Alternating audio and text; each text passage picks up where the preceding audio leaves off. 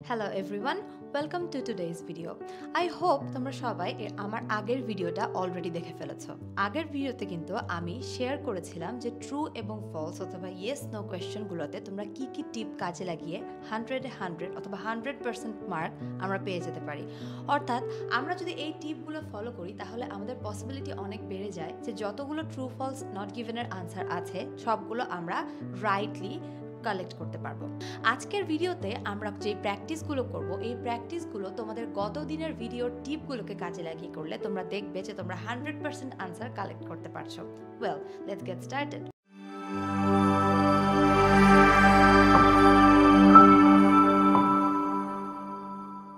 ফার্স্টে যে প্যাসেজটা নিয়ে কাজ করব সেই প্যাসেজটাতে আমাদের প্রথমের কোন টিপটা ছিল বলো তো? আমাদের টিপ ছিল যে read the questions first, right?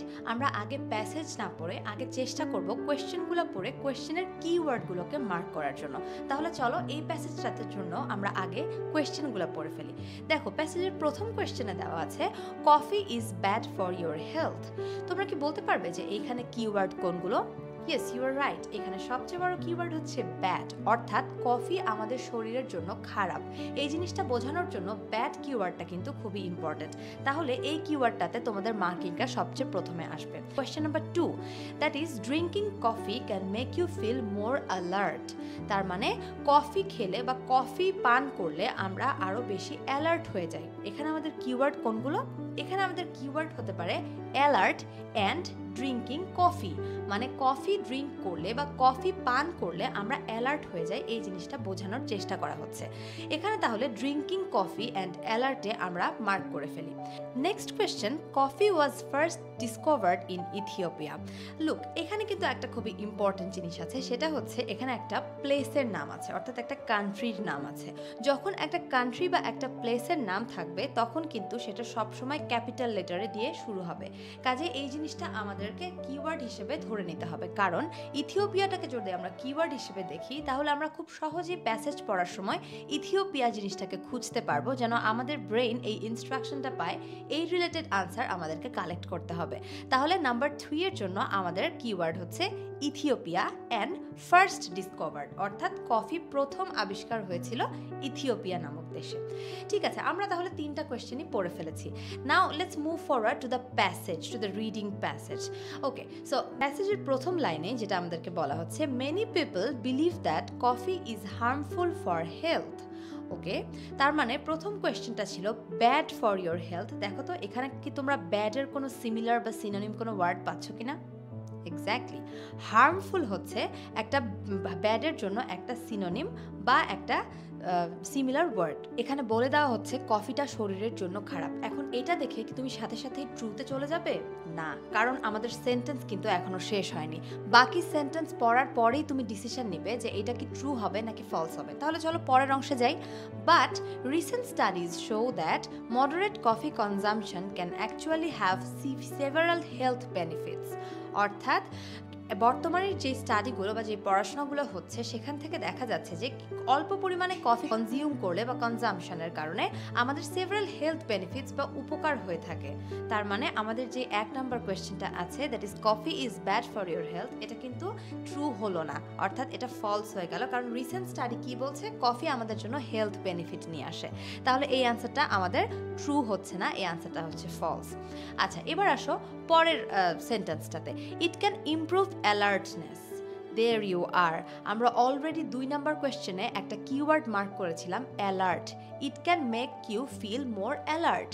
তার মানে আমাদের এখানে কিওয়ার্ডের সাথে এটা ম্যাচ করে যাচ্ছে, এবং ইট ক্যান ইমপ্রুভ অ্যালার্টনেস এই সেন্টেন্সটার মানে হচ্ছে অ্যালার্টনেস বৃদ্ধি করে, অর্থাৎ এই জিনিসটা 2 নাম্বার কোয়েশ্চেনের সাথে সম্পূর্ণভাবে ম্যাচ করে যাচ্ছে। দ্যাটস ওয়াই এটার আনসার হবে true. Okay, now let's move forward. It can improve alertness, reduce the risk of certain diseases, and even enhance physical performance. However, excessive intake of caffeine may lead to insomnia or increased anxiety. Well, আমাদের passage already শেষ, কিন্তু আমরা কি এখানে 3 number question বা Ethiopia related কোনো কিছু পেয়েছি?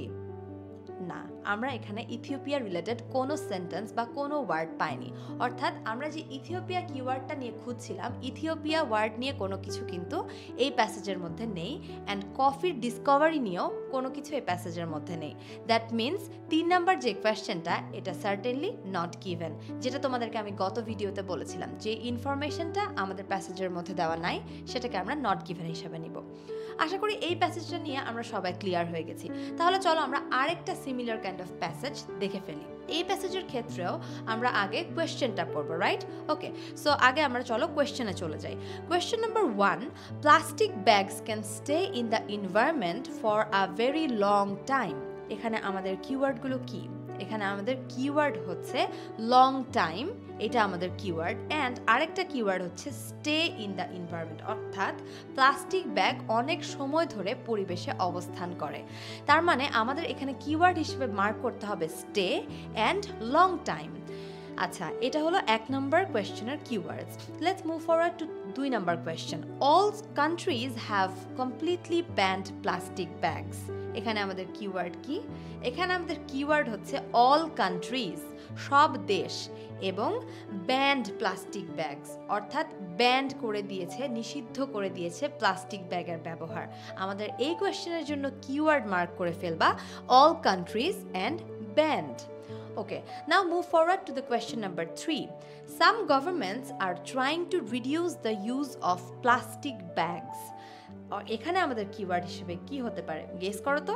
ওকে, যদি তোমরা গেস করে থাকো তাহলে দেখো আমার সাথে এটা মিলে কিনা। সাম গভর্নমেন্টসের এইখানে সাম শব্দটা হচ্ছে আমাদের একটা কিওয়ার্ড, কারণ আমাদের প্যাসেজে এটার সাথে কন্ট্রাডিক্ট করে নাকি ম্যাচ করে এটা বুঝতে হলে আমাদেরকে দেখতে হবে যে কিছু কিছু সরকার আসলেই এটা কমানোর চেষ্টা করছে কিনা। তাহলে এখানে 1 নম্বর কিওয়ার্ড হচ্ছে সাম, অ্যান্ড আরেকটা কিওয়ার্ড হচ্ছে রিডিউস, অর্থাৎ কিছু কিছু গভর্নমেন্ট বা সরকার প্লাস্টিক ব্যাগের ব্যবহার কমানোর চেষ্টা করছে। এটা আসলেই করছে কিনা সেটা আমরা জানতে পারবো প্যাসেজ পড়ার পরে। তাহলে আমাদের 3টা কোয়েশ্চেন অ্যানালাইসিস শেষ, কিওয়ার্ড মার্কিংও শেষ। নাও হোয়াটস নেক্সট? এখন আমরা চলে যাব প্যাসেজে। সো চলো আমরা প্যাসেজটা পড়ে ফেলি। The first line, the use of plastic bags has become a serious environmental issue in many countries. These bags are often not biodegradable and can remain in the environment for hundreds of years. Well, এখানে কি আমরা একটা মিল পাচ্ছি keyword মার্কিংয়ের সময়?